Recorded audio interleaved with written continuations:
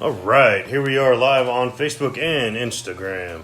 We're bringing our Solution Sunday, and we're going to talk a little bit about our What If Wednesday scenario. Just to refresh your memory a little bit, we had the scenario of what if a fire broke out at your business and your building. What would you do yourself, and what would you do for the business as a whole or the building as a whole? So we'll give a few minutes of everybody jumping on. Bussy, always with the wave. What's up, bro? Give it a couple minutes. I hope everybody had a good Thanksgiving. I hope everybody's stuffed still.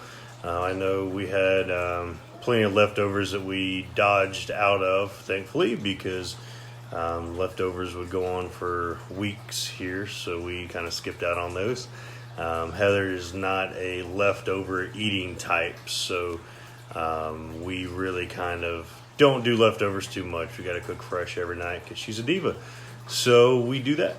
But I hope everybody had a good Thanksgiving. What about Black Friday? Anybody buy anything fun for Black Friday? We did zero shopping for Black Friday. I'm not much of one to get out in the hustle and bustle. I know my sister went out to the outlet malls to find a good deal, and Heather was trying to go and find a Kate Spade wallet and purse, and I personally told her no, that I wasn't up for going, and she just jumped on and heard me snitch on her on social, so we'll see how that goes here in a little bit. But anyways, let's get down to business and talk about our Solution Sunday. So what if a fire breaks out in your building while you are working? We had this scenario pop up from a soon-to-be client down in Buckhead. They are in a high-rise building, Class A, which if anybody knows what Class A building is, it's a 20 or 30-story building down in the high-rises down in Atlanta. So this building had a what's up, Lauren? This building had a fire breakout on the lower levels, which is obviously one of the worst places for it to break out because, as you know, fire goes up, not down. So if it's breaking out on the lower levels, it's going to have a lot of issues for the people on the upper levels. So the issue that popped up was that a lot of people got stuck. They got stuck on the upper levels trying to hit the stairwell to go down, and what ended up happening was there was a cluster of individuals that got stuck in the stairwell. And if you know these high-rise buildings in Atlanta, there are hundreds, if not thousands, of people that work in these buildings. So this is a huge hazard for hundreds of people as they get stuck in the stairwell going down, 10, 15, 20 flights of stairs. So it's a big issue when it comes to corporate security, property management, and all the team that's attached to this building. So when we talk to them about it, our goal is to create a game plan of this is what should have happened, this is what failed to happen, and this is how you can improve upon it. So I would love to hear y'all's feedback once I give our solution. We didn't get too much feedback from y'all. Maybe you haven't had this issue happen, which is probably a good thing. But if it's something that happens while you're at work, I want you to go ahead and use our tips to think through what you would do. So first and foremost, we'll start with like the individual and work our way out. So the individual that's on the floor, that's a tenant that is, subleasing a space on these floors in the building, your biggest concern needs to be your client. If you have any clients in the building, you are responsible for getting them out safely. Excuse me. So that means you need to obviously already know the fire escape, whatever the escape plan or action plan for a fire should be. So you know exactly which stairwell to go to, how to get down it, and how to escort your client out individually. Therefore, you're not held liable for failing to get them out safely because they have that expectation of safety when they come to visit you. The same goes all the way up your chain of authority. So your boss, your manager, whoever's on site, they need to be very well versed in what type of plan is in place to evacuate their space and get yourselves, your employees, and your tenants, or your clients out very safely. Then it goes into, once y'all are doing your piece, what's the property management doing? What should they be doing? What did they do? And what did they fail to do? In this case, again, real world situation, they failed to, it sounds like, manage the chaos. That type of situation obviously is going to have a lot of chaos going on. So it's kind of a controlled chaos of what should be happening.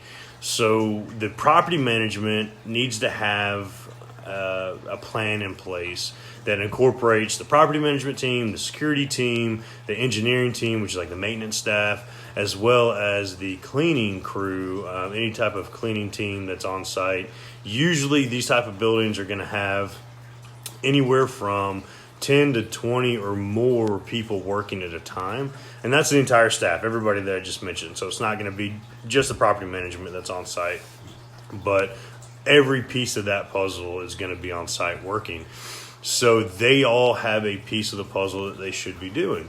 So the property management should have a game plan in their handbook. This is how we respond to a fire if it breaks out. Or the reason where I'm hitting on the fire is that that's what actually happened. But this plan can be used for an active shooter, an insider threat, a hostile work environment where, like a hostile termination where one of the tenants, again, you might have 30, 40, 50 tenants in this building. Maybe they have somebody that they fired that's coming back or still on site that's wanting to do harm to not only them, but the entire building. So this plan really could be extrapolated into several different things beyond just a fire. So this plan should be in place where the property management has everybody that goes to their position. What ended up happening was that a lot of folks got stuck in the stairwell and they ended up bringing out their cell phones and started videotaping. Oh no, this is what's happening. We have a fire going on at yada yada location and nobody's doing anything, which is obviously bad PR for the entire building. And it's bad PR for the property management if people are aware enough to know this is the property management team that's in place, because there's a lot of liability and negligence attached to what happened, because the property management team is solely responsible for this being in place and this being executed properly where there's no loss of life.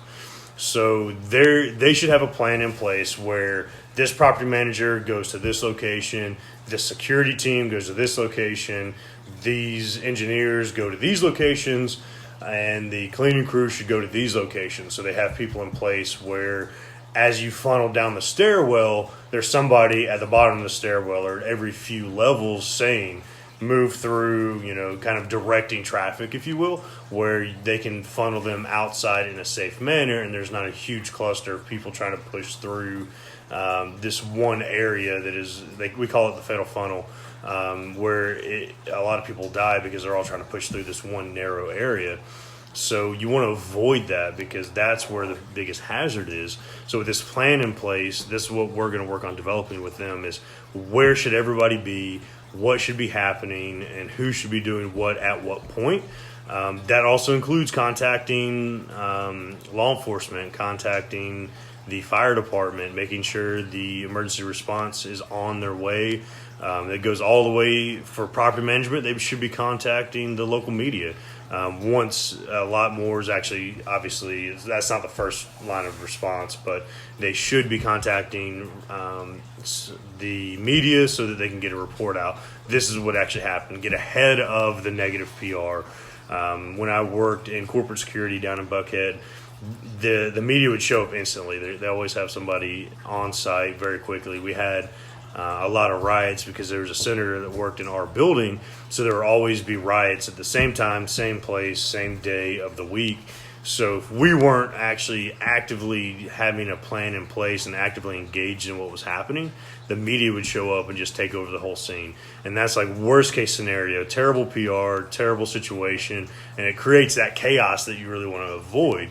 So having this plan in place, there's a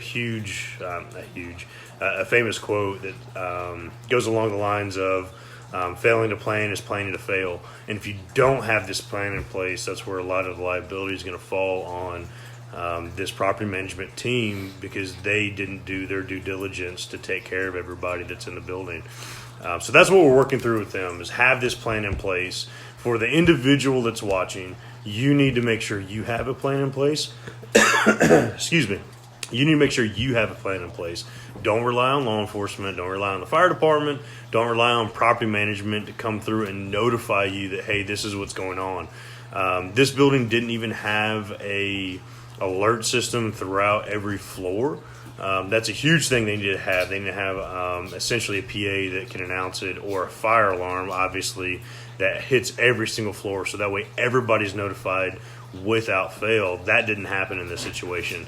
So obviously that needed to happen. But as soon as that happens and you're aware of this is what's going on downstairs, you need to know, this is what I'm going to do. This is how I'm going to get my entire office out. This is how I'm going to get all our clients out. And this is how we're going to move safely. And you have to be that person. Otherwise, you're just as liable. So if you don't have this plan in place, you're at fault for not maintaining that for your clients. They have that expectation of safety coming to you. So you have to be proficient in what you're doing. If you're not, give me a call. We'll figure out something on the micro scale, where we know what you're going to do and how you're going to react, and then we can work our way out and get on the macro scale where everybody knows what they should be doing. So that's going to be the game plan for us. If you've seen something like this happen at your place of work, give me a shout. I would love to throw it into our What If Wednesday scenario, come up with a plan of how we would combat it, see what you did to combat it, and see how you worked your way through some sort of issue. We would love to hear about it and see, again, just what everybody's facing and how everybody's overcoming these types of things and really coming through over the top. Say hey to Taz. She's waving. We got through business, so I know Facebook can see her. Instagram might not can see her, but she's over here hiding over my shoulder. So anyways, that's our Solution Sunday. It was kind of a longer one. Hopefully you stayed put, got the value out of that. If you didn't get value out of this, let me know why it wasn't effective for you and why you couldn't implement this type of game plan into your everyday. And if you do think there's value in that and you see how you could implement a plan but you don't know exactly what to do, again, give me a call or give me a text, hit me on social media. We'll figure out some sort of plan how you can be effective in your daily operations and maintaining safety throughout everything you're doing. So stay tuned for Wednesday. We'll come back with another scenario, or we might follow up with this one if somebody comes up with an interesting curveball to throw into this scenario, and we'll have something else on Wednesday. Talk to y'all soon.